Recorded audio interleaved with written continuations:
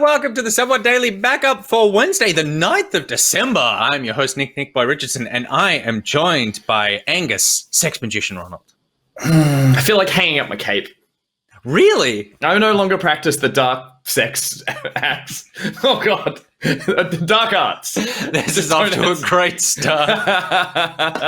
You can't just add the word sex to anything magician-based, and it's like suddenly you make some bad words. So, yeah, sorry about that. Agree. Do you want crowdsourced suggestions for your new name, or do you want to come up with something, or do you want to drop the names entirely? How are you feeling? I feel like I could crowdsource it, something like that. But, you know, over the course of a week or something, let's see what comes up. Let's not force this thing. No. Let's not sex force this thing. Oh, I did it again. Let's not. Yeah. Something just as some inspiration maybe for people, like Angus, the human foot in mouth. Ronald. I mean, yeah, I do that more than I do sex magic, so let's be honest. True, that's very true. How are you? I am great. I'm doing very well. You're standing a lot these days. Look, I'm old, Gus, and that makes you really old. I'm older. Yeah. But my back is just killing me recently. So I've taken to doing the standing, and it is helping. But yeah, there's a lot of pain. If anyone wants to come over and massage me for a while, I will send you my home address. Do you find when you do your deadlifts at the gym, it also hurts that little bit in your back? Yes, yeah, it does. It mainly hurts my ego, because I can't do them. Gus the gym brag, Ronald. Don't do them. Yeah, do you do deadlifts? I do now. Yeah, I'm just getting into them, and they're really awkward and they're really slow. And the trainer comes and stands and stares at you while you do them, and you just like, you know how I am with awkward silence, of course. And you know how I am with like general back and forth with someone who's either in like a retail position or like if there's meant to be a sort of a power shift of a relationship, if it's something to do with that, like a trainer and me, like I struggle trying to make that friendly and not like subservient, but also not at the same time.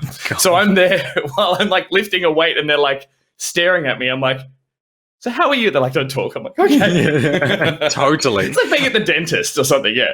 And also you have a penchant, as your running stream showed, for trying to talk while exerting yourself massively. Yes.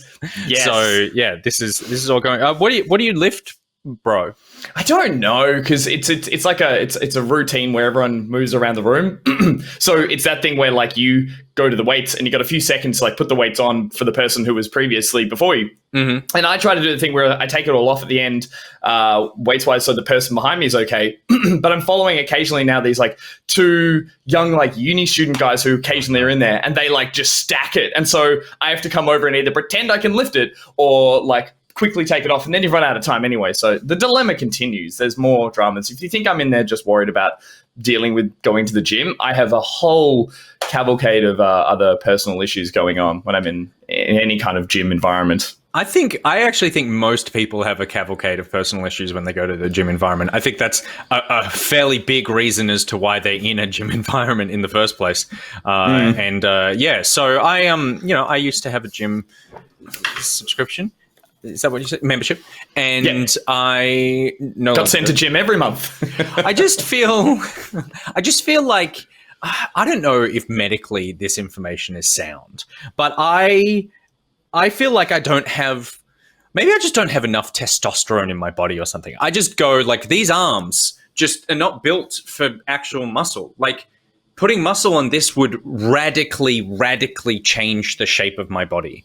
That's true. If I put any sort of bulk on, then I don't know what I would just look so hugely different as opposed to someone who's like, oh, I can see you've just toned the muscle that you have. I'm like, I have no muscle. So putting that on. That's why people do that thing where they have to like bulk and they have to Always Sunny Mac get fat kind of thing. So we could have next winter, we could really put you into like that sort of bulk phase where we just feed you, forget measuring those M&Ms. We just funnel them in. Interesting. I like the idea of having an M&M funnel.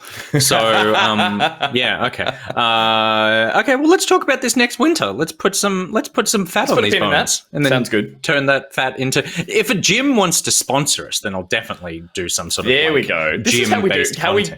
convince you to do anything, just wave that little like sponsorship flag out, and you're like, I'll take it, I'll do it. Absolutely. I love it. Here's what else I love. I love the fact that you guys are here watching us today, and a lot of that is due to the Patreon that we launched. If you head to patreon.com/backpocket, you can become a member of this wonderful community, just like Wolf Pudding did, who is Pete's perfect pocketeer for today. Wolf Pudding, may you never have wardrobes in your house that have massive glass panels on them that are so heavy that they start to crack off and bend and hang over your daughter's cot when you wake up one morning and realize that that could have shattered entirely, and have to take them off and now have men in your house installing brand new wardrobes. I hope that never happens to you, unless you really want new wardrobes, in which case, yeah, I would go for it.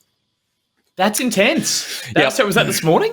No, the new wardrobes are happening this morning. The glass thing happened a while ago, but like we've only just been able to actually get them in here to fix in some new ones. But it is like, it was like the wardrobe is, if this is the frame of the door and this is the glass panel, it was like that. And so the glass had just come out of the door, like it wasn't the whole door or the sliding door or something had fallen. It was like just like it had come out of the frame of the door. And these are like massive, huge, like thick glass panels that are clearly too heavy for the frame in which they were designed. So now we have some very elegant mirrors installed, so I can see my lack of muscle in full body. Well, a nice ending to a terrifying story. And yes, let's never hope that on Wolf Pudding, but there you go. Exactly. And also a massive thank you to... Sorry, I was like, should I add more to that? And then I went, no, let's just move on. And let's move on now to the person who brings you the Somewhat Daily Backup. And that, of course, is the person who brings it to you every day. And that is Tim. Get your exclamation mark Tims out in the chat, because Tim from the Learn Programming Academy is here to learn programming all up in your business. Head to lpa.dev/backpocket to learn all about programming. You could program something that reminds you to eat those M&Ms to put on that weight, to then take off that weight and turn that weight. Is it easier to turn fat into muscle, or should I be starting from skinny and just adding muscle? I think it's probably easier to turn fat into muscle, but it's a more arduous process, and you got to put on like the right fat. I don't think you just eat chocolate. I know you eat a lot of crap to do it. No, you eat a lot of like sort of poached chicken. Oh, that's all they eat. I went through a phase where I thought I could just eat poached chicken. I could not. I could only poach so much chicken and only consume it as well. So yeah, bring on the M&M funnel robot, I say. Well, remember, 8 months ago, I lost 10 kilos by mainly... Yeah, we were all worried. We're like, Nick, you don't have that to lose. But you're right. You stretched out. It's all in different places for you. It's all. I just moved the weight around. It's like a pyramid scheme. It's a Ponzi scheme. It's just that my body is a Ponzi scheme. I've just relocated the fat to different parts. How does this relate to programming? Don't know, but I'm sure if you go to the Learn Programming Academy and check out all the tutorials that they have there, then you can find something that can tangentially be tied into this conversation. Most of the programs are $20 or less. They're all video-based. They are easy for all users, for all levels of coding pre-knowledge. And Tim is Australian. Support an Australian. You can't go anywhere else right now. Don't send your money overseas. Hoard it like some sort of dragon. I do, and also it's a very smexy website. Like, you head over there, it's so well laid out, and everything just makes sense. And he even has this like wonderful video up the top where he talks through it all. It's just very clear, and if that's like any sort of if that sort of gives away like how well he's obviously lays out his tutorials, then that's a good sign of that. However, he did ask for the ad that we made on the show for a link to that. And I'm disappointed to not see that ad on his website now. I've kind of gone to it a few times hoping to see that up there, but clearly that might paint his company in a different sort of look. So understandably, but if he does want a different follow-up ad, keep that campaign running, then just let us know, Tim. I mean, Tim has taught over 1 million people, and I feel like that is a carefully cultivated audience that he has.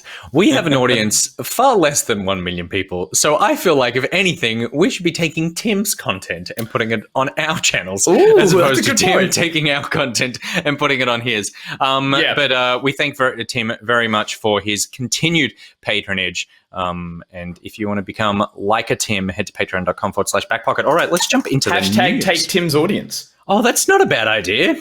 Maybe he could add a little thing. Maybe every one of his videos should start with a spiel from him explaining why Backpocket teach things to Jesus better than Jesus does. Like all the stuff that we've sort of brought up for Tim. Probably should be #share Tim's audience. Let's not take Tim's audience. Yeah, just I think that's probably alliteration a better idea. worked well for me.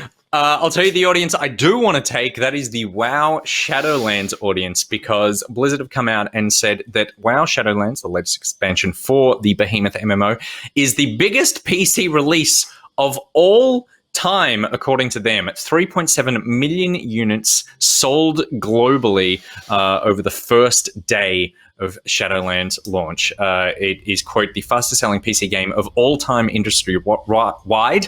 And then they also add that they had the previously fastest selling PC game, and that was Diablo 3 with 3.5 million copies. So WoW, despite a lot of outsider negativity and going, who's still playing WoW? And WoW seems like it's in a bad state, and WoW sucks. 3.7 million people still playing WoW. In its worst state, it's still doing better than every other PC game out there as well. So you're right. It is one of those things that's like, it's a funny stat to throw around of like, it's the fastest selling and highest selling property, but it's like, it's attached to a player base. So obviously this is a very, a nice thing to hold up on the mantle, but at the same time, it's like, it's coming from, when was WoW? Like 2004, 3? 2003, I think, yeah. 3. So, like, yeah, you're looking at that long to have cultivated your audience and your player base. So, I mean, they deserve it. Don't get me wrong. They've supported this game like, you know, no other, and therefore it deserves this many people to be playing it. But compared to like Diablo 3, which is just like an iterative sequel where people are like, yeah, I'll get back on board that. There are already people in this universe who are going to experience, I imagine, I'm not a big WoW player, and I know people get upset in the news when I'm like, I don't know anything about this, so here's my hot take. But essentially, like, I imagine there's areas you would get to if you're playing WoW, and it's like, you can't go here until you've bought or until you have this expansion. You can't fly this mount over that shadowy mountain, over to those shadowy looking lands. So it draws your audience to purchase and buy like any in-game kind of support DLC or something like that. But again, still like just amazing that it's kept this many people playing for this long and done it in a way that when I looked at the trailer and looked at the actual gameplay in it, I'm like, it looks modern day, like stylized but playable. I know that sounds strange, but playable. You know what I mean? Wow, playable. I know what you mean. They've done a very good job of, like it's an old ass game. It was 2004, November 2004 that the original came out, and so we're talking 16 years almost to the date that game has been around. And yes, still it doesn't look at all like a 16-year-old game. Someone in the chat, who was it? I saw Psycho Dragon Man said it was the fastest selling expansion because Battle for Azeroth was just so very bad. And that is true. Like the sentiment around Battle for Azeroth, the last expansion, was very negative. The sentiment around Legion before that was very good. What I've seen from Shadowlands, people are very hyped for Shadowlands. They've made some pretty drastic changes. Certainly have seen a lot of talk about the idea of how like WoW is turning more and more, and we have mentioned it on the news a couple of weeks ago, turning more and more into a story-based game as opposed to necessarily like a pure MMO, which is about like communities telling stories. It's more about WoW telling stories, and I read some articles about how Shadowlands, more than any other expansion, is just like the characters are constantly fucking talking to each other, and it's like, please stop talking so we can go and play. But that seems to not have slowed too many people down. It's a pretty huge release. Obviously, WoW a few years ago stopped putting numbers out for their player bases, so this is kind of how we get some sort of sense of how many people are playing. Sure. But Blizzard also came out and said that WoW has reached and sustained its highest number of players on monthly or longer term subscriptions compared to the same period ahead of and following any WoW expansion in the past decade in both the East and the West. So it's got basically a bigger player base than the game's had in the last 10 years right now. And then the time players are spending in-game has also nearly doubled, which... I mean, that's 2020. 20, that's so total. 2020, and also... you've just released a ton of new content. Of course, people are spending more time in the game. But that is, these are some significant results that I'm sure will be blown out of the water tomorrow when Cyberpunk have their first sales in 24 hours, and probably overtake this. Yeah, I do love that, as you said, like, it does seem like WoW is telling its stories, or that's what it's the priority there is, instead of creating a kind of framework that sort of loosely you've got these big player characters moving around the world for the community to then sort of see off as heroes, but at the same time they're championing their own players' story is the main thing. I like that because I like Blizzard's ability. As I said, they're kind of like the Pixar of video games. Like, when they want to tell a story and create characters, they just do it with such polish that I wish this was the WoW film. Like, I wish they would translate that into a something that wasn't an MMO, so I could experience experience what it is. Like, I'm sure there are extended novels and all that kind of stuff, but I think that's great because, like, even in other universes like Diablo and like Overwatch and stuff like that, I love the structure that they build, the lore that they build in those worlds. And I do like how cryptic they are sometimes, that they're all like, here are little characters that exist in a world. Now you sort of explore it and enjoy it and get it vicariously through gameplay. But I think for something like WoW that's been around this long, it's nice to just let them take the main center stage, and people clearly respond to it. Yep. I have no idea what's going on. Something about it. I mean, there was a lot in that trailer of like, let's go to more dark, spooky lands. I was like, oh, okay. It's called Shadowlands, so it would be weird if they were Mist of Pandaria, bright and filled with pandas. Yeah, and I would respond better to more pandas. But there are, from, as I said in that trailer, the features that are outlined, there are some beautiful new zones and areas as well. I think the Bastion is one of them. I saw some sort of sweeping green lands. Again, sorry, WoW players, but it did look like they sort of evened out some of the more grim, spiky armored chain zones with some nicer looking areas to explore. So that's always good. Yeah, because, most of their zones are pretty dark. Like, Mist of Pandaria was That's what I mean, yeah. You got, like, Warlords, Legion, parts of Battle for Azeroth, yeah. So, good on you, WoW, and I hope everyone who's playing WoW is having a blast doing so. You've got about 24 hours before the next game you quote-unquote have to play comes out, and that is Cyberpunk, but Cyberpunk should be coming with a warning that it currently doesn't have, and that is that a reviewer who was reviewing Cyberpunk actually found that it induced epileptic fits in her. So she has a history of epilepsy. This is the Game Informer associate editor Liana Rupert. She had at least one significant seizure while playing the game. Quote, during my time with Cyberpunk 2077, I suffered one major seizure and felt several moments where I was close to another. Enjoy your time, but here's a heads up to do safely if you're vulnerable to epileptic triggers. And this is something that the game sort of shipped without any warnings or heads up to people with something like this. And obviously there's a lot of people that are going to be affected by it moving forward. Yeah, it's a real worry that you don't see this. I mean, I see it in front of most video games, I think, these days. But again, it's not, you don't get that warning in front of every video game. But if they did that, I guess it would become something that would not become ignored, but it would just become a standardized warning label on video games. So it's good that when they specifically point it out. And sometimes it's games you wouldn't expect, where they might have a dream sequence later on. You go, wow, that really was quite intense. Something like this, it does not surprise me. The game is highly stylized. It's night. It's super neon. You just look at the cover of a cyberpunk novel or something from back in the, and you're like, wow, that looks like intense. It seems rather irresponsible not to have highlighted that right at the beginning and make a big deal out of it. I think it's interesting. Sorry, go ahead. Go. No, yeah, that was essentially it. I mean, yeah, it's a tough one to try and sort of point out the difference between triggers in a game like this than other ones, but it seems fairly obvious from every bit of media we've seen around it. Well, so I did, because I don't have too much knowledge about epilepsy. Thankfully, I don't have it, and I don't actually know anyone who does have epileptic fix. But I did some reading this morning, and it looks like that a lot of the neon flashing lights obviously are the kind of thing that trigger that. For Rupert specifically, she said that the red blinking glitchy animations put her in the danger zone, and we even see some of that at the beginning of this launch day trailer that they have. But I was sort of going, okay, like you said, you put a warning at the front of the game. What does that actually do? Does that say, if you have epilepsy, don't play this game?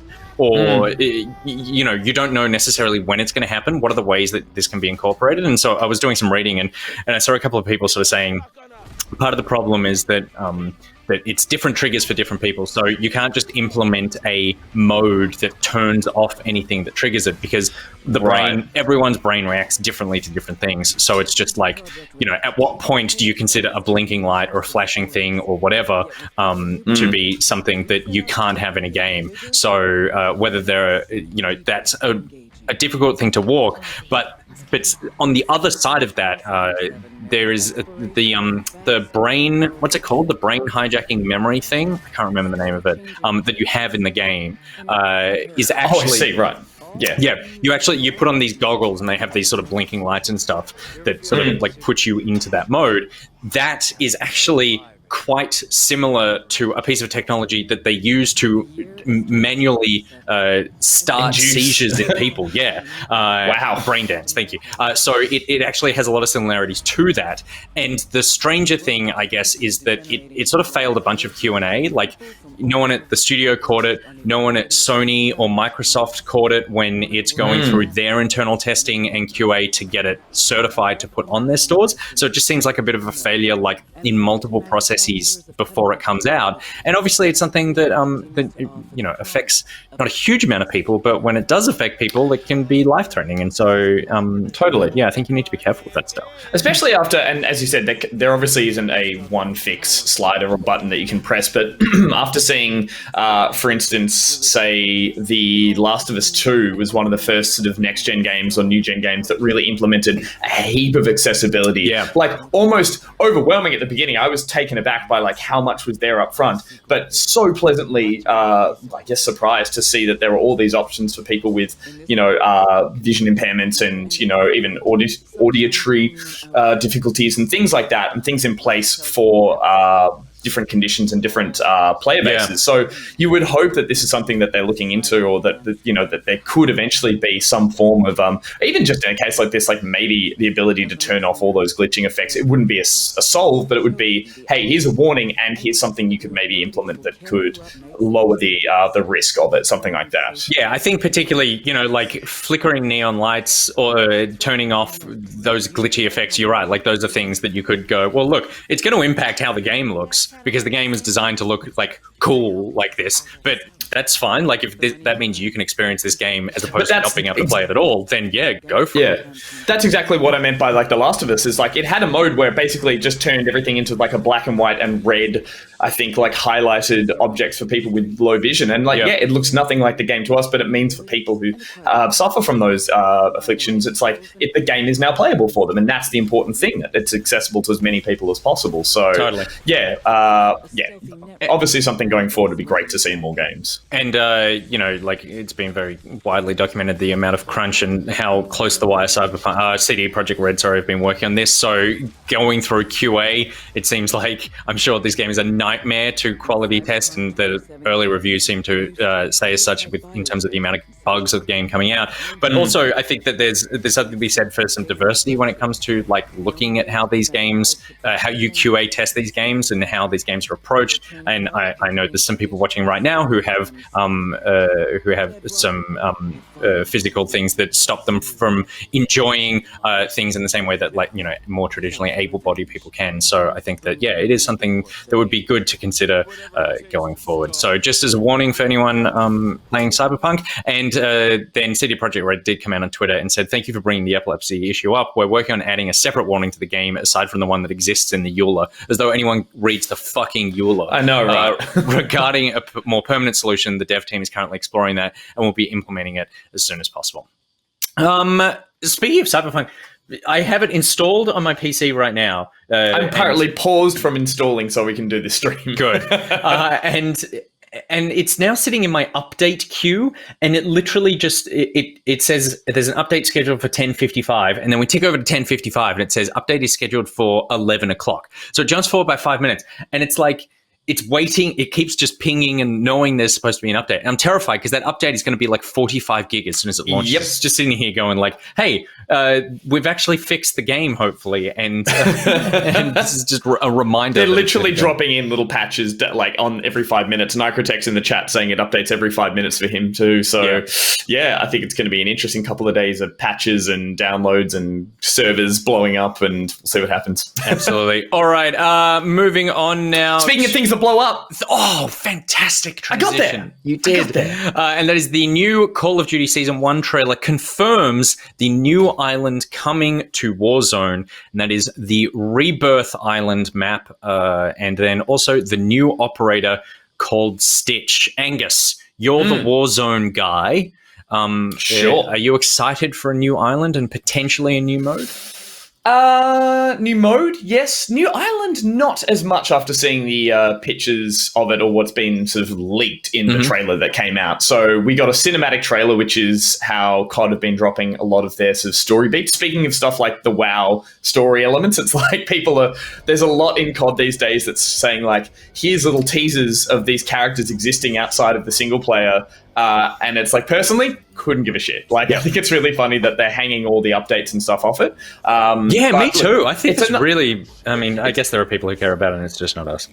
I can see how it would be helpful for the developers to be like, we're not just dropping a new map and new guns because this map looks cool and this character looks like a cool new operator we made for no reason. So yeah, it does make sense in the long run. But essentially, this trailer tells the story of Stitch, obviously famously partnered with Lilo, but now moving on into the COD universe, and just it almost went too subtle.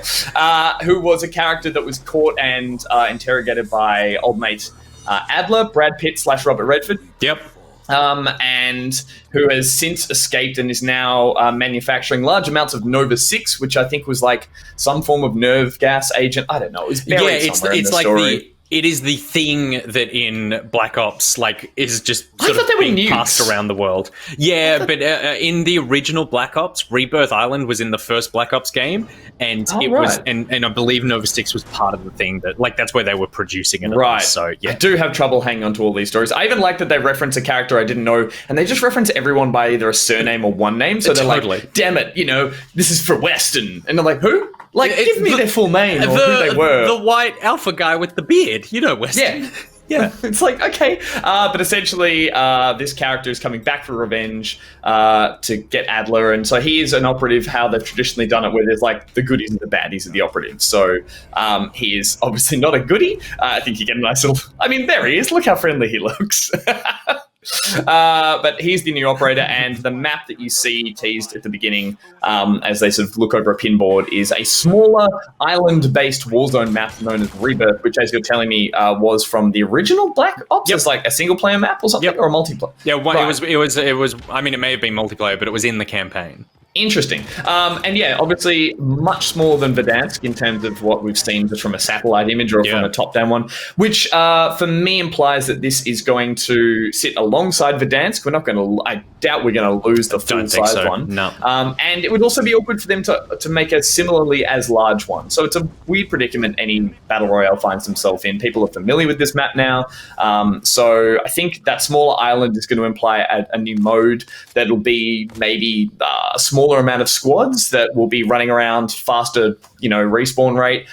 Might just be for smaller battle royales with, maybe 10 squads or something like that. So 40 players versus 110 or whatever they get up to. And along with that, they'll give them a chance to make some fun little modes as well that are like, a much more high action. I'm assuming something like that.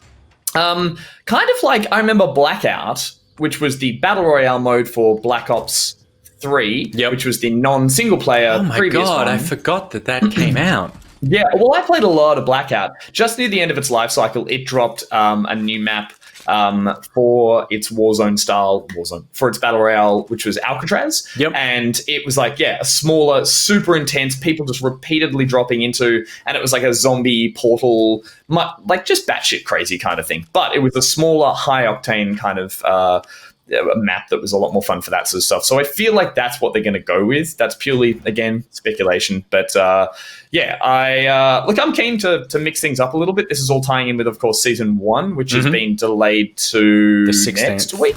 Yeah. And then, yeah, I think this will just be something that will come out. So now Warzone will have an extra Black Opsy feel to it, while people who are still fans of the original Modern Warfare, my plunder buddies and all that kind of stuff, can keep doing what we're doing. Obviously, new weapons and some multiplayer maps as well for anyone who's keen in that.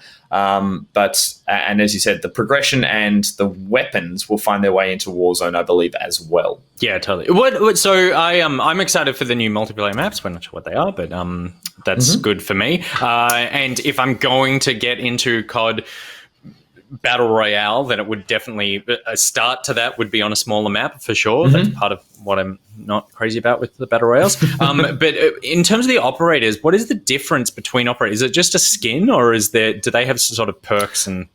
No, from my understanding, it's just a skin, and often then there are skins and skins and usually I think like executions that are tied purely to those operators. Cool. It is. There's no perks or anything like that. I believe, I'm 99% sure that's the case. But some people really like their specific execution actions and that kind of thing as well. So yeah, that makes sense. And some of them are like really, especially in the last couple of seasons, they've been like really non-camouflage, the opposite of camouflage. Totally. Flamboyant. Yeah. Let's go to that. So I think some of the more elite players, I'm just guessing, they like to play as those because it shows off that they're just like, they have a confidence in the map that they're like, yeah, I've got, neon pink shoulder pads. What of it? Yeah, you can see me across the map. I'll still kick your ass. I'm still a 14-year-old kid who should have been doing their homework. But so that's why I feel like people really hang on to those operators and their skins. Yeah, absolutely. So we'll see more next week when the season 1 starts, and we'll also see some more music in video games because GTA Online is getting an underground nightclub with real DJs. So this is it's called the Music Locker, and this is part of the expansion in the new heist and stuff that's coming to GTA today, maybe in the next 24 hours. I think it was the 9th it drops American time. So yeah, over the next 24 hours. They're opening up the Music Locker, which is an underground nightclub that features real DJs. So we're seeing more and more of this, obviously, in games. You've seen Fortnite do something like this with like Travis Scott and Marshmello and that sort of thing. But apparently Rockstar are looking for more of a realistic approach to this, which is...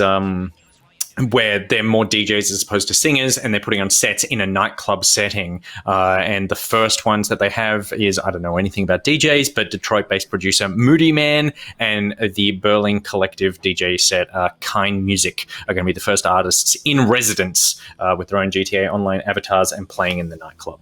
Do you like this music and video, like real performances and concerts and games? I love real music in video games. I like licensed music when it finds its way into digital worlds. I think the live event stuff I'm interested in, the timed-based stuff. But from what I can tell from this is it's like those DJs, are they going to be doing live sets and like there'll be a timer where they're actually doing it, and then for the rest of the time they're just going to like a sort of placeholder animation and just plays through their playlist, something like that. It's by no means a bad feature. I don't think it's that interesting, and I don't know how it's relevant to the gameplay of the game. Like, I might go to this area, and if it's in the Diamond Heist Casino where it's like people spend a lot of time just moving around, like playing or gambling and that kind of stuff, and it's background music, that's kind of fun. But do you want to take an avatar into a nightclub? Like, I mean, I don't want to go to a nightclub in real life, so maybe this is a better option. But it's still, I see a limited appeal to it. But I do give them credit for doing something mildly ambitious. And I do think this plays a little more into the idea that GTA has really taken off as a role-playing game. Like, with all those people playing it on streaming and creating... There are people walking in GTA. That's all I can say. Like, that's how we've come in terms of, like, people aren't just sprinting between markers doing stupid stuff. People now want to slow walk and pretend their character's really existing and have dialogue. And, so maybe this plays a little bit into that. They want to walk into a nightclub and they want to sit in the dark corner and, stare at other people while someone puts a USB in a DJ slot and pretends to play music. I think that it's one of those things where... Like, I thought that the Fortnite stuff would just never be something that's like a big deal. Like, I'm with you where I go, I don't really see what the appeal is of hearing someone if I'm not live there, because then I'm just listening to Spotify, basically. And I mean, the way that Fortnite made it different was that they're kind of going for a epic feel to it, not to make a pun, but like actually putting on like a light show kind of stuff. Yeah, and it felt like they were super timed to be like, for this 2 hours, this will be playing. You get in there, you enjoy it. You can say, I got in there the other night. I screen captured it. Here's what I did, blah, blah, blah. And maybe that's what they're leading to here. Like, they're obviously just setting the groundwork for then, you know, a much bigger or like super headliner might step in and be like, holy crap, this DJ's turned up. So maybe that is why you want to hang around in that area. But I think that they are going for the idea that these are like, I mean, GTA Online is huge. And the idea that these are places where people congregate, making it more and more to give like different things that you can do in these spaces. So while I'm not necessarily the kind of person that logs onto an online game each night to hang out with my friends, there are plenty of people who do that. And this is just like another thing that you can go do. And by having sort of like, you know, real DJs in this like space that is becoming like a bit of a venue that you head to, there's like a reason to go explore this, which I think is interesting. At least I am interested to see how this works in terms of like streaming and DMCA, as Pete has updated GTAO, RL, DJ, DMCA, LMAO. So I don't know how this is going to go in terms of like music rights. Obviously GTA have the music rights to be able to put on these performances. Yeah. Are you allowed to then stream these things out? Probably not. So we'll have to see how that works out. But yeah, keep our ears to the ground there. You've got Roblox and Fortnite and this now to go see real music. Yeah, I want to go check out that casino in it because I haven't done that yet. I booted it up the other day and I got very overwhelmed, like leaving and re-entering any open world, this online area. It's just like the markers are everywhere. There's heaps of notifications. Your phone keeps ringing. I was like, I get this in real life. I'm just going to put this away. But I do want to explore that new area. And the heists, I really want to play some of those heists because they were some of the best experiences I've had in the GTA universe, I guess. I think I spoke with Pete about this, that I want to do because I never did any of them, so I want to do the new one. We should do a heist. We should do a heist. And then, son of a bitch, I'm in. Let's do it. See, you could do a whole thing. You could do like a graphicsy kind of like, we could all have our clever names and do a sort of like Ocean's Snatch style intro to like, I like it. I need a wheelman. I need a sex magician. I stopped doing that a long time ago. Yeah, you're out of the sex magician game. No, but one more job. This is the brass ring. Grab it. This is it. Okay, good. I look forward to this. All right. From online heists to real life heists, and there has been a heist of RTX 3090 graphics cards in China. Normally, we don't report on stories about theft and criminals, but this one, I don't know, like these cards are incredibly hard to get their hands on, and 40 containers of the 3090 GPUs were stolen from an MSI factory in China early yesterday morning. The stolen goods, which are valued at around $336,000 consists of roughly 200 hard to find 3090 graphics cards. Oh wow. Which has got a personal connection to you after you spent so long not only finding one for yourself but sourcing one for the show. So I am a hero, and I said this before we started, and I used the words hero. Like, while there are people out there stealing graphics cards, I'm finding them. If you want a 3080, let me know, because I've bought 2 of them in the last 2 weeks. Bought one for me, and this morning I managed to nab one for the computer that we're giving away with Intel on back pocket. I'm already sus about you now. You want to get into a heist. You've suddenly found your hands on some hot merchandise. That's true. I legally bought and paid for the Intel PC that we're giving away next week on the show. And I also helped Nighttclub get one by tweeting that link out this morning. So nice. It's a 3080 though, not one of these stolen 3090s. And MSI have indicated that this may have been an inside job, considering that the factory, the shipping area of the factory, had constant surveillance, video and otherwise, and each incoming and outgoing truck is inspected. So I don't know how you get 200 graphics cards out without inspection, unless you're wearing really big pants. But camera's on a loop. Oh, nice. No, there's the person who committed the inside job.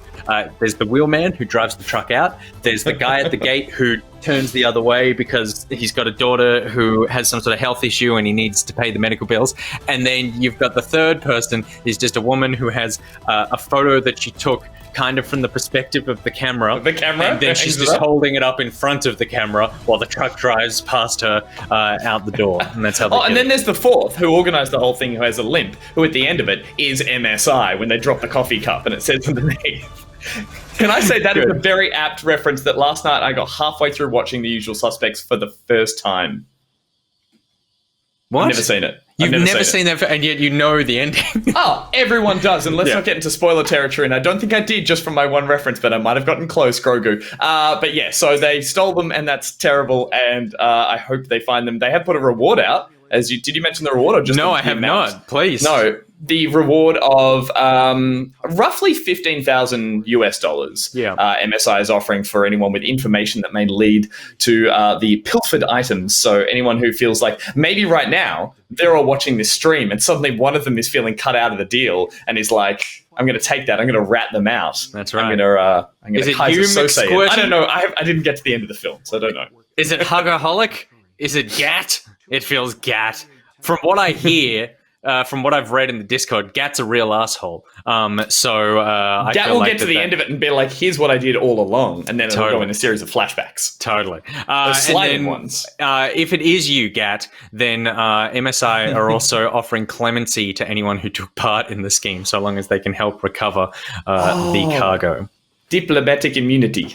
I mean, how exciting is that you get the thrill of being part of a heist. Being part of a heist, and then ultimately, the only thing you've really lost is your job, because they're not going to hire you back, but they're like, we're not going to push charges. And in fact, you could keep one of the cards. Yeah, but then like a month later, you get found in your apartment dead with a 980 stuck in your back or something like that, like a shit graphics card. So yeah, I've seen that film. Yeah, I've seen that film too. Yeah, cool. Okay, so if you stole those cards, give them back. Don't be a dick. But if you did not steal cards and in fact want to steal some hearts in a game where you can make attractive people, then you should probably play The Sims 4, because all those people got much more shades of attractive, Angus, because The Sims 4 have added their skin tones and hairstyle update long asked for by the community. The Sims have been speaking about this for a while, and I know I observe the Sims community from, let's be honest, above them. But I am always interested in how dedicated and like self-contained this community is. And for a long time, people have been saying that they feel like there's not enough options when it comes to skin tones and hairstyles, when it comes to like cultural hairstyles and just like different kinds of hair other than just like the normal hair that you and I have. Normal hair. See, I'm doing it here. The sort of like Caucasian stuff I would do. Just standard white guy hair. Yeah.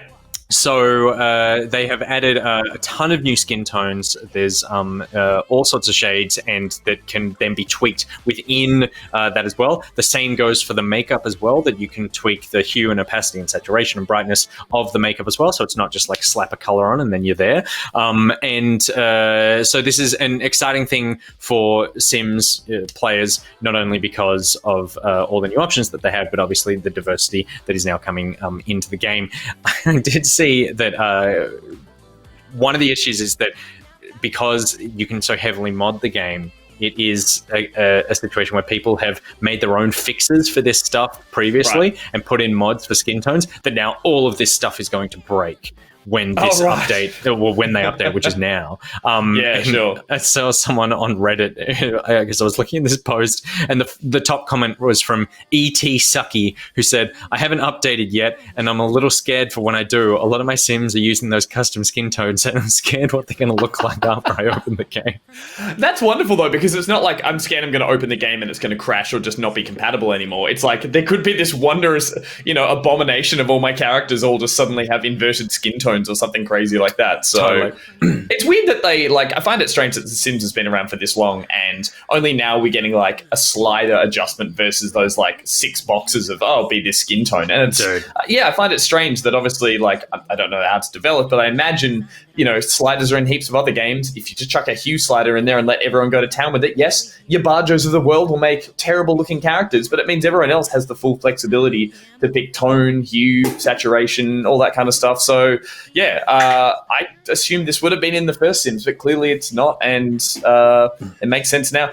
With the hair stuff as well, you're right, like the hairstyles, I've always thought the Sims have had every type of hairstyle there is, but clearly I don't play it and there has not been enough. But every Sims character on the box art has like pretty intense looking hair. But yeah, maybe they wanted less intense hair. Maybe they're like, not everyone has a Viking fluoro pink upwards back man bun. And maybe some people just wanted some nice casual hairstyles. Your Stephs of the world who just like numerous hair choices that look a bit more normal. I definitely saw... No, I said normal, damn it. I definitely saw some chat on Reddit and in some Sims communities about the idea that it's not necessarily just hairstyles, even though that is a part of it. It's the idea of like the Sims has hair that looks like yours or mine, but then it also has hair that is really wacky in terms of like colors and really extravagant hairstyles. But those hairstyles are hairstyles that like you go to a hairdresser and get that sort of like that's not how your hair naturally looks. That's something extreme that you have done to your hair. Sure. Whereas what they've been asking for is the idea of like different textures within hair. The idea that like, if you're a Black American, you have just your hair reacts differently to hairstyles than a white American. Right. Yeah. So it's that sort of thing where they've added some of that as well that gives this idea that, you can still have this sort of like brushed over this look, but it's it might not be with just curly hair, or might be with thick hair, or might be with okay, totally. That's kind of cool. So I think it's good. And I saw a bunch of people in the chat and seeing this as well, that this is how the Sims work, which is people want something, Sims takes ages to add it, people go and mod it, and then they update the Sims and everything gets broken, and then you need to patch and change all your mods and sort of slowly catch up as the game catches up to like a modding community that's been doing lazy this for years. bloody developers who just sit back and just only take suggestions by what the most popular mod is on the current Sims mod site, and then break all their hard work. How dare they? Totally. So get back into The Sims, everybody, who in the chat was saying, you're making me want to reinstall The Sims. And a game that I definitely am going to reinstall after that 3090 that I stole is the Minecraft video game, because it now has come out of beta today with the ray tracing that it has been showing off for about 8 months now. In beta, Minecraft with RTX has officially released for Windows 10 today. And to celebrate the occasion, NVIDIA announced 2 ray-traced worlds. So that's Colosseum and Dungeon Dash, which will bring the total number of RTX worlds to 15. Colosseum is already available, while Dungeon Dash is coming soon. I have no interest in playing Minecraft and building something, but I will definitely go into Minecraft into pre-made things and look at all the ray tracing. You're Pete with control with Minecraft. You're just going to go in there, you're going to find some water, and you're going to set this mode to sunset, and you're going to stare at that water and then look at the sky and go, my purchase was justified. Totally. And then you're going to leave. Yeah, I'll be like, thank you to my unlimited data plan that I could entertain myself for 15 minutes. Well, I read that a lot of people are saying that Minecraft does actually utilize, or seems to utilize, that technology, or that ray tracing technology the best out of any game currently. So it's the best benchmark for it, and for people to go and look at it and check it out. And I guess there's so much of a variety of lighting and biomes and that kind of stuff that it is a customizable world. You can set it up and see the exact textures and type of lighting that you like to see. I am confused because I did a bit of research into this to try and work out the idea of what worlds are versus zones versus servers. And I wanted to know, is this available, and you might not have the answer, is this available that if you wanted to play Minecraft survival mode with RTX turned on, is that available?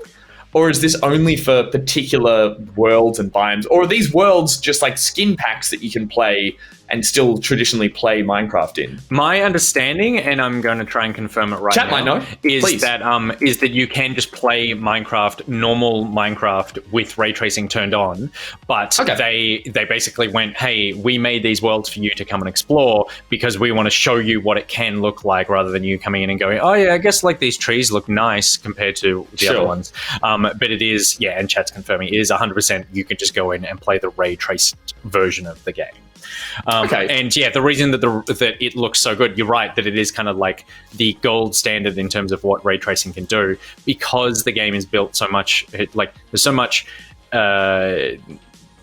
physics and light sources coming from different places that you can manipulate, because you can build everything, and that they use something called the full path ray tracing, which is basically all the lighting in the game is ray traced, as opposed to lighting that some of it is ray trace light and some of it isn't. So it is like, that's why it is so dramatically different compared to original Minecraft with it turned on. So yeah, I'm excited to jump in and actually have a look. Is amazing as kind of like a callback to the WoW story at the beginning, talking about such an old game still looking playable, as I put it, or just, aesthetically pleasing. It is insane that we are now reporting on a news story that is saying that this game is now one of the prettiest and most technically advanced games you can put onto a computer, when it literally, as I said, like many games do, but started as a web. I think I installed it just as a tiny little executable file. It was the most primitive game I could have ever played. I really enjoyed it when I think I subbed early. I'm one of those people who can say, like, I played original Minecraft when it didn't even work properly. And now we're here. It is like, just as a standing back and looking at how far it's come is just surreal. Like, it's insane. Totally. And that it now is this pretty lightbox benchmarking piece of software for Microsoft. You would never have guessed it. Yeah, I know. I think it's one of those games like Roblox, like GTA Online, where you just go, you never would have guessed it, but there are millions of people playing this game, and it is it's particularly one of those games that just gets you into video games in general. So yeah, so I'm excited to check that out. To stare at it for 5 minutes? Yeah. Totally, yeah. Which is how I play most video games these days. And then finally, breaking news as of 37 minutes ago, so while we were still on air, this just in. 343 Industries put out a blog post saying that Halo Infinite, delayed indefinitely a couple of months ago, is confirmed to be coming out in fall of 2021. So this is Joseph Staten, who is he joined the team recently with all the changes and the delays. Has said that the game will be coming out in fall 2021, and I'm reading directly from the blog post here. Yep, that is when the game is coming out, and from now until then, every one of us at 343 Industries and our great partner teams will be building, testing, polishing an experience we hope you all love, because Halo Infinite is in the fall of 2021. It's just the beginning of the adventure. And then goes on a very lengthy blog post about a lot of improvements when it comes to art and graphics, changes that they're going to be making with customization of the game. I mean, it's an absolutely massive blog post. If you just Google Halo Infinite blog post and you're going to find it. But the one there thing... we go. Just paste it in the chat. There you go. Done. It's a beast. Yeah, that's what I should have done. I should have just pasted it in the chat. I was too busy trying to find sentences in this that I can pluck out. The main thing that I did actually see here is that when Staten came on board, he said that they looked at Halo Infinite's July demo and the feedback that came out of that, the one that was much maligned online, that quote, "distal truth," and that is, we need more time to do things right. So they're going back, and it looks like they're overhauling quite a bit of this game, because a year's delay is a pretty big delay for a game that was huge. due out. And that was July.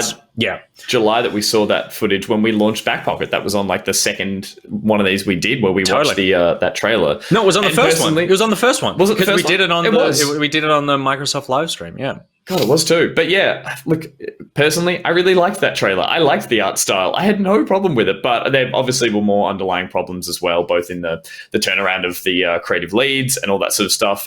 And like, giving them this much time means that they're obviously taking it seriously. They're not just patching stuff together. There's possibly a full overhaul happening in there to some degree, which I guess at the end of the day is important if you want the game to be good and you want to enjoy the final product. But we're just coming through like wave after wave of huge delay, and delays are fine. Delay should be fine, but it's like more accurate estimates of how long it would take to make games would be my perfect world. Because yeah, obviously rushing to meet demos, rushing to meet console releases and that kind of stuff has put a huge amount of pressure on these current titles. And so that's why we're seeing such a sort of maelstrom of news of delays and all this kind of stuff. So, I feel for them. I feel for the developers, but that is huge. November next year, I really had it that it would be in like Q2 next year, not at the latest. Yeah. This is full on. Yeah, I thought it would be mid next year as well. Obviously, there's a lot of work to be done. Hopefully, they can avoid a scenario where they're going to just be crunching for the next year. I mean, well, that's less of a crunch and more what developers call death march, which is what Cyberpunk has been in the last couple of years, apparently. But they... Now moving into a death spiral by the looks of everything. Totally. But yeah, I mean, it's definitely better that you delay a game and come out with something good and hopefully not, destroy the lives of the people working on it as you try to get it out. But I did see the post touches on the brute. There was like a slack-faced brute within, what was his name? The community called him Craig. I don't know. Yeah, it is Craig, but I don't think... is he the one talking at you at the end of the trailer? It was like giving you the huge monologue. I don't know. I don't think he's the one giving you the monologue. Anyway, they said that no, there's not. It's just one of the guys there. But basically, like, there's a picture of him. Pete, I will put it in the our Slack here if you want to bring it up. There's a picture of him and people were like, "Oh my god, what the hell is this thing?" when the trailer came out. And in this post, they said that. Facial animation on NPCs was not fully implemented in that build. Poor old Craig was never intended to be seen in that condition. So it was like, it was coming in so hot that they were like, we didn't even mean to put this stuff in the demo. And look at that. I mean, that's a face that came out on the day that the original WoW launched. That's not a 2020 face. I mean, that's a 2020 face, but not 2020 resolution. That does look like it's plucked straight from just like, they've gone to like, image search gorilla or something and just like plucked it on and slapped on as a facial texture. But he would have been moving past at a decent speed or something. He didn't wander up and just gaze into your eyes like that. So I mean, I don't know why I don't like people nitpicking one single frame out of a whole animation, but Angus, you're a perfectionist when it comes to animating and editing. That's your whole job, is nitpicking this stuff. You just don't like it. I do enough of it myself. Yeah, exactly. Yeah, and by people you mean me and Pete. Yep. That is all the news that's fit to print, unless anything new is broken. Nothing new is broken. We're fine. So thank you very much, everyone, for hanging out and enjoying a news show with us. There's look, things just continue to happen. You can't stop video game news. You can't stop Back Pocket because we've still got at least a week and a half to 2 weeks left of content coming for your lovely eyeballs. Yeah. Starting with tomorrow. It's the main show. Thank you very much. Regular show. Not regular. Exciting as always. That'll be on from 8 p.m. tomorrow on this same Twitch channel. And we will be showing off the build of the $4,000 Intel PC, which we are giving away at the end of next week. So myself, and with some assistance from Peter and some opposite of assistance, hindrance from Nick, we got the thing built. Yeah. We'll bring that up in the show. Don't worry. I'll break you over the coals then. But yeah, we got the thing built with all the parts minus the 380 that you just bought. 3080, yep. 3080. But everything is in. Peter, as I quote, what a clean build once we turned it on. Yeah, good. So it booted. Everything was fine. And we'll have a look at that on the show tomorrow. We'll see a little playback of us putting it together. Playing back the footage, I should say, not a playback of that, which is exciting. But of course, if you want to win that PC, you can jump into the Google form to enter the competition, which I think has been scrolling its way through the chat thanks to Nightbot. So there is a link in there, which we'll paste again. But there it is. All you need to do is rewrite a classic Christmas carol to make it back pocket or video game themed by replacing the lyrics. You just fill it out, and then we'll just make you sing it live on air to win a computer. But it's worth it. Well, yeah, I mean, we decided that it would be preferable if the finalists did do that, but if they didn't want to do that, then we would sing your thing for you, but you would call in and we would sort of like grill you as to why you didn't sing. So yeah, so we are excited to give it away, and thank you very much to Intel for making a lot of this possible. And yeah, we're going to make someone's Christmas dreams come true. If your Christmas dream is a gaming PC, if your Christmas dream is like true love, then maybe we can't help you. But maybe you'll meet that person because you have such a baller PC. And we're going to be giving away, hopefully, some more codes. We've got some more presents wrapped in the Kris Kringle sorts. I promise not to spoil more things through said gifts in this episode. We've got more. I've got one right here in packaging here. We got some Corsair headsets that we're going to be giving away as well. Nice. Yeah, we got tons of stuff. So it is the season of giving back pockets, so you can tune in tomorrow night at 8 p.m. to watch the stream, and you can follow. You'll get updates of that stream by following the Pockety on Twitter at the Pockety, who obviously has things to say, snarky or helpful, depends how he's feeling. That Twitter account's going to wreck this fucking company. It really will. It is quite a contentious bit of media. And then next week there'll be a playback and hopefully a few more things in between. It's going to be another one of those crazy weeks and a half where things might pop up. Extra streams may occur. We don't quite know. And then we will be announcing our Christmas break period and the plans that we have for releasing content over that as well. So we'll let you guys know in the next few days about what's going to be happening with Back Pocket before we're back in January to continue for another year.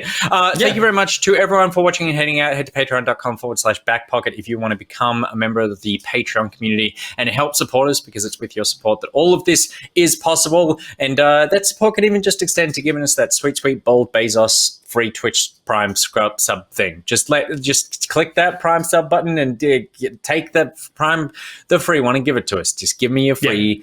Hit that Prime sub, get that sub Bezos sub. Oh, he's stuck in an Amazon promo loop.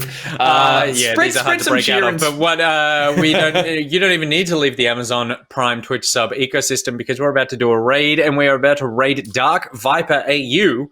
Cool. Speaking of GTA. Who I wonder what's he playing right now? He tends to just play Grand Theft Auto, and I think he maybe role plays or just plays regular GTA. I'm sure he's probably, if he's streaming it. He's a GTA speedrunner. Speedrunning? I didn't even know that's a thing. Holy moly. All right, well, there you go. Pacifist runs, one hit KO. Dark Viper is live. He is doing something right now. So we are thankful to have you guys, and we'll be back tomorrow night for the main show at twitch.tv/. What do we tell him? Slow down? Huh? What do we tell him in the raid? Oh, yeah. What did we tell? What did we give? Slow down? Is that what you said? I was saying he's a speedrunner. We could do hashtag what do we do for Tim? Hashtag exclamation mark Tim. No, it was like hashtag take Tim's audience or something. Oh, right. Okay. Hashtag take Viper's audience. No, that sounds rude. No. Share the cheer. Share or something. Share your audience. Share the Christmas cheer. Maybe just tell him to slow down and enjoy the game. Because if he's speedrunning, slow down and enjoy the game. Good. Okay, good. Show us how to heist. That's better, Peter, as opposed to break into someone's Twitch stream and saying, just enjoy the game. Show us how to heist is probably the best option. So thank you very much for everyone watching. Jump in that thing. Let's back out. Goodbye, everybody. See you guys.